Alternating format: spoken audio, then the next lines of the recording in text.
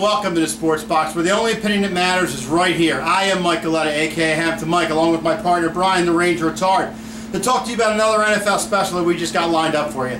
Today we are going to take a walk down to the south of the country to talk to the Houston Texans.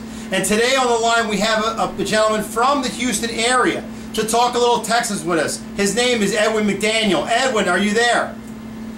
I'm here. Attaboy. Houston, Texas. Attaboy. Go Texans. Go Texans. Brian, stat me. Let's go. Houston Texans. So, they were 9-7 last year, finishing in first place in the AFC South. They did lose in the wild card round to the Chiefs. Offensively, they were 15th on the ground and 18th through the air. They were much better defensively. I think everybody can know that. 10th against the run and a sparkling 3rd against the pass. They looked to add to their wide receiving core in the draft. They went with Will Fuller, a wideout out of Notre Dame with the 21st overall pick. They were very active in free agency. They picked up quarterback Brock Osweiler and running back Lamar Miller from rival teams in the AFC, and they did cut ties with Arian Foster after being pretty much not the face of the franchise, but one of them for many years. So they did win their 3rd division championship in 5 years, thanks entirely to their defense, frankly, led by J.J. Watt. They were one of the big game hunters in free agency. New quarterback in Brock Osweiler, new running back in Lamar Miller. Big money spreading around there. Finally cut ties with Arian Foster, who spent a lot of time on the DL, if you will. Ended up going to Miami to replace Lamar Miller. DeAndre Hopkins had a very elite year. Multiple different terrible quarterbacks thrown to him. It didn't matter. They're going to look to build some rapport with Osweiler this season. Will Fuller on the other side gives them another threat opposite Hopkins. And unfortunately, former 1st overall pick Jadeveon Clowney has yet to really make any tangible impact at the NFL level. So, Edwin, I think the Texans were one of obviously the big stories in free agency, picking up primarily Brock Osweiler to be the new quarterback there. A lot of turnover at that position. Is Osweiler going to be the guy that's going to be there for a couple years? Yes, it was. What are your thoughts on Brock this year? Well, I mean, he'll get it right. I mean, I feel he's going to do a good season this year.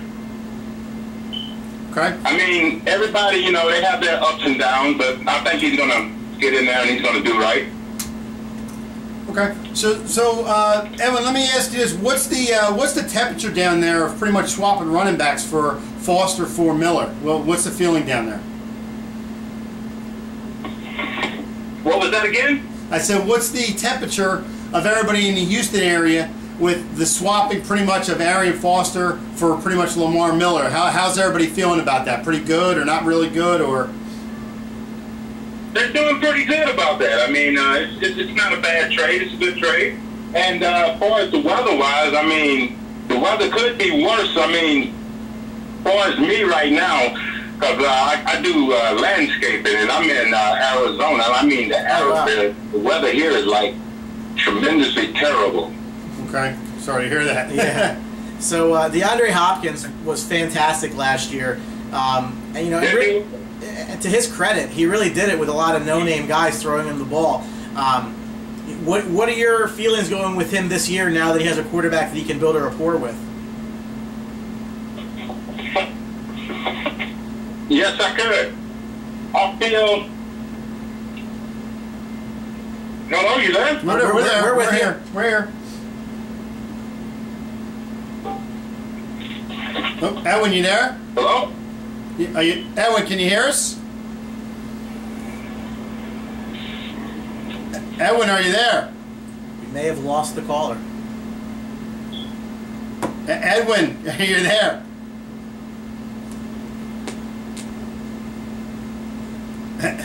And as we attempt to get the caller back. Edwin, are you there?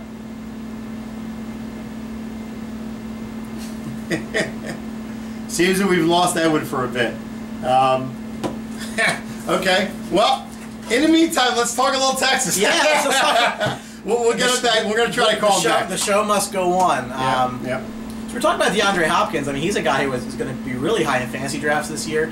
I think the sky's the limit for a guy like him. So much talent, and now you got a guy in Osweiler who is finally a big chance on the big stage, and with a target like Hopkins, that's a hell of a place to be to get your first taste as a starter. Let's try to get Edwin back on the line here for a second.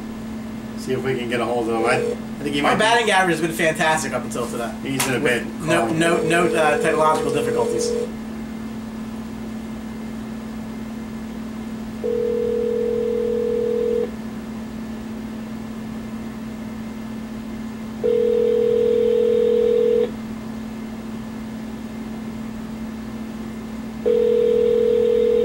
It doesn't look like we're going to be able to get a hold of him. We may have lost him. He may have been so overwhelmed with Houston. Hello, you've reached.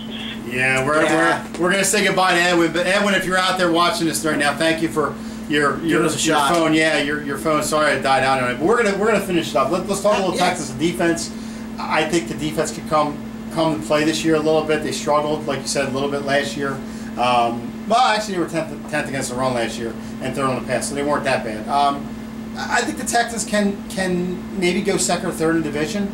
I don't think they can win it. I think Brock Osweiler is going to be a little bit of an issue there, learning the offense, things to that effect. Well, I think if they didn't do so poorly with that if they didn't do so well with bad quarterbacks last year, I'd be more inclined to agree with that. But there's no reason that they can't repeat. I mean, it's a division that, although you have some up-and-coming teams, obviously Tennessee's not there yet. Indy gets their quarterback back, and if you watch the Sports Box, you know we love Jacksonville this year. So I think you're going to see a bit of a struggle there between the couple teams, but Houston's defense is so good, it's just a matter of can they replicate that success, because they were just awesome last year. And it is asking a lot for a unit to replicate that level in second year in a row. But, again, 3rd division championship in 5 years.